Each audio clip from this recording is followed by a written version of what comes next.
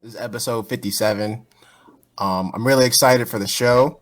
Really excited for all the new equipment we have, and I last episode was just so good. Like every time we do this, like I just feel energized and ready. We're hitting goals, we're hitting milestones of where we were. Like again, when we first started, we were passing a little snowball microphone around like a can of beans. So like, And do that. we come a long way. Great, perfect Rapping time. in the shower, Yeah, rapping in the basement. We finally got studio time. It's like 8 Mile. And they told B Rabbit he can get studio time. It's like, yo, go ahead, man. You can come to the studio. Come to the shelter. Oh, that's Yes. what it was. Yeah, my bad. Yeah. But how's everybody feeling tonight? good man, I good. need more energy. You're very low energy. Good. Sleepy Joes. We got a lot of Sleepy Joes here. I work. I'm Some sorry. hardworking men. Yeah. But nah, I want to echo what you said, bro. It's always good, like when you can invest in yourself. Like we saved up, like was able to put money back into the mics and all that stuff. So it's always good. You gotta treat yourself sometimes. You gotta build up the future Hentations empire. You get what I'm saying? So Right? You gotta spend money to make money, and we do that specifically for everybody who listens. Just give you guys the best audio stimulation that you can get, and yeah, I'm excited for this. So let's get into these goddamn toasts. ooh, you ain't gotta tell the monkey to jump no more. That boy just Yeah, jumped. man. I know cues. That way he doesn't have to come Yeah. on. Jump. It took 57 times to just do automatic now. I said, Yeah. you ain't gotta take out the Make a whip. drop. We could just make a drop out of it. Just someone the fun in that. you're not feeling it. You just have it all the way. You can like lip sync it like Mariah Carey. We can do that. Nah. You needed me for this. I had to make sure I'm contributing to the podcast. Oh, okay. I saved the monkey. He don't want to be saved. Sometimes you want to work. He just won't work, man. I just want to work. I'm trying to earn my keep, bro. Yeah, no, I got you, man. Like, I get paid in merch and bananas. It's not a good life. Who wants to give this? I'm gonna get you out of there. I'm gonna get you out of there. Who wants to get the damn toast first? I can go. Yeah. So shout out to Chrissy Teigen. I'm sorry, that doesn't sound right. But toaster. No, because I'm trying to figure out the right words. I'm not trying to be mean. Why are you being an asshole? I'm trying to not be mean once in my Take life, your nigga. time, Damn. Pastor. Take your time.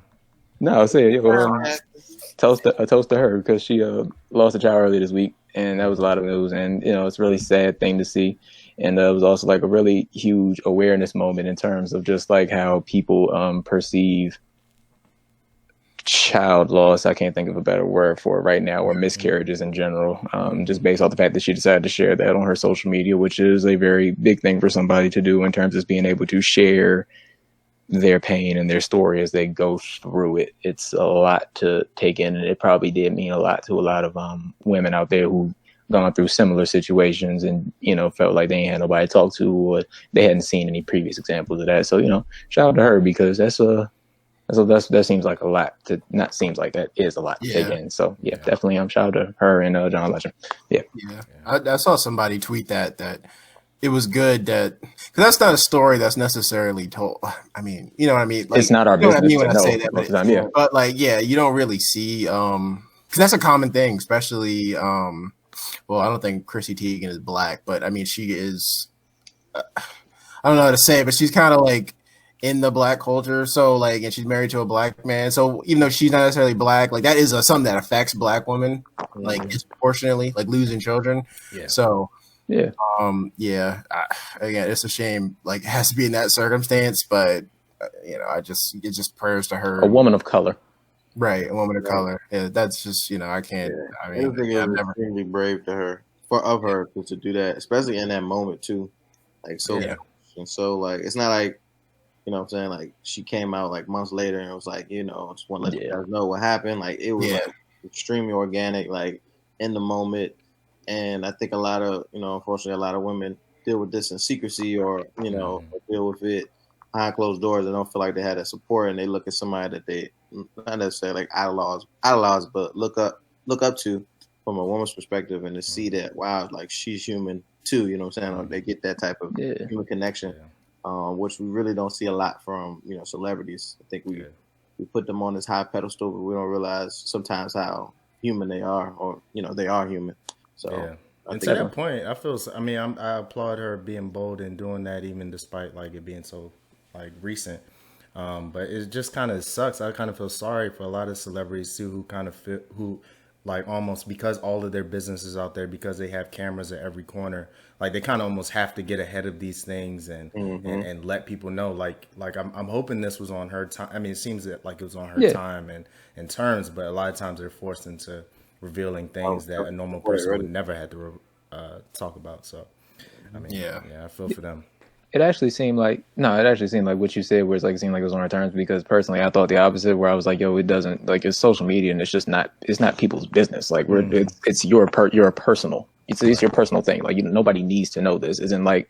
Right. I don't have to know this. The news don't need to know this. You know what I mean? It's like, people find out, but you don't have to share it with people. Like you share it on your own time. And a lot of people are commending her and saying like, yo, if you ain't gone through it, just shut up because you don't understand. So, shout out to her for feeling, enabled and, feeling like she even had the courage or want to share that. Because it just seems like something a lot of people would have just kept in the closet and, not kept in the closet, but just like, kept it moving in terms of just like their public persona. So shout out to her. And she's been going through it on social media. Does crazy ass QAnon people that have been attacking her on social media for months, even before this happened, saying all types of craziness. So it's unfortunate. And when you are a celebrity like that, like this is one of the drawbacks. Which is most importantly, just prayers to them and their family, because that's just a unfathomable loss. So, and it underlines the whole thing of it literally could happen to anyone. Yeah, no, no matter who you are. So definitely. Yeah, I mean, this is definitely something that transcendent status. Yes, good job. Right, that was a good description right there, man. All right. I can give my toast next. I'm gonna give my toast to the National Hockey League. They just finished up their bubble. This past week, they crowned a Stanley Cup champion, the Tampa Bay Lightning. Congratulations to them. Obviously, just like the NBA, they kind of had their season interrupted in the middle of March. Like literally, I think I went to a Caps game like a week before the world ended. Like actually, me and Kurt went to New Jersey to go see the Caps when eventually scored a 700 goal. Like we literally went to like Ground Zero, New Jersey. It was like the highest death rate, but made it out. Yeah, But yeah, they were one of the first leagues to basically restart. They had two bubbles. They had both in Canada, one in Edmonton in West Canada, and one in Toronto in Eastern Canada. And they didn't have any positive tests. And I'm just gonna imagine most of our audience doesn't know too much about the NHL. The NHL does not have a history of doing things the right way or things working out. Like they kind of, are not the best at that. So, yeah, a lot of people didn't think they'd be able to pull it off, but they did, and they crowned the Stanley Cup champion. And, just again, I always applaud people for being able to adapt during these crazy times. So, salute to Commissioner Gary Bettman and the National Hockey League on a job well done. And hopefully the NBA, looks like they're almost there. So, fingers crossed. But, yep, it's good. Good just way to, again, adapt to the curveball that was COVID and see where we go from there. Yeah. Sure. I guess I'll go next with mine. I'm gonna give my toast to Joe Biden. Not necessarily just because he did I would say from his debate he did an okay job for what it was, but more so the personal attack that he dealt with from Trump when he a lot of people, if you lived under a rock, didn't see the debate. Trump publicly and globally shamed his his son, who was one that struggled with addiction. And I just commend Joe Biden the way he handled it. He took it on the chin and used it as a way to really kind of relate to a lot of people that are going on with their addiction, and especially during this opioid crisis that it's kind of being not swept under the rug, but kind of put in the back burner because we're going through a COVID crisis.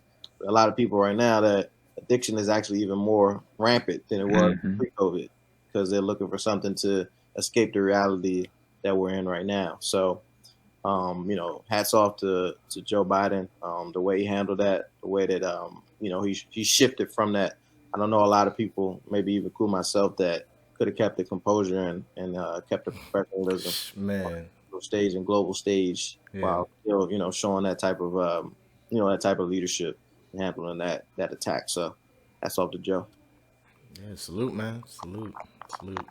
That was not like any other debate that we've ever seen. So not very presidential. Yeah, but I mean, I saw something saying he was up, like his the amount of points he got after that went up or something like that. I don't know how many, but I think people received it the best way they could. So it was two old men yelling at each other for an hour and a half. Right. Exactly. It's exactly what you would have thought two 70-year-old men would sound like, actually. You just shut up, you clown. I was like, yo, what? Right. You know what I mean? Meanwhile, it's like you said what everybody else was thinking. Oh yeah, for sure. Why you have the moderator sitting there, decorum. He's not gonna be at the worst moderator ever. Yeah, moderator. You want to sit here? I don't know what to do.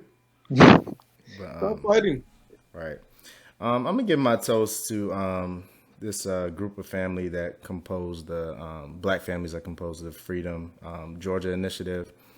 This is just a group of families who saw that this town in Georgia called Toomsboro was pretty much an empty city. I don't know really too much of the story about what happened there or why it was up for, or a lot of the land was up for sale. But these 19 families kind of pulled their resources and just came together just to buy, I think it was like 97 acres of land.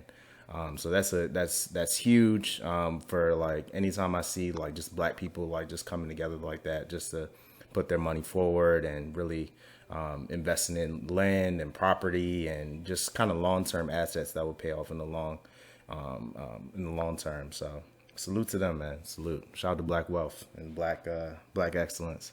Yep, that's beautiful. Yeah. That's a great one. Mm-hmm.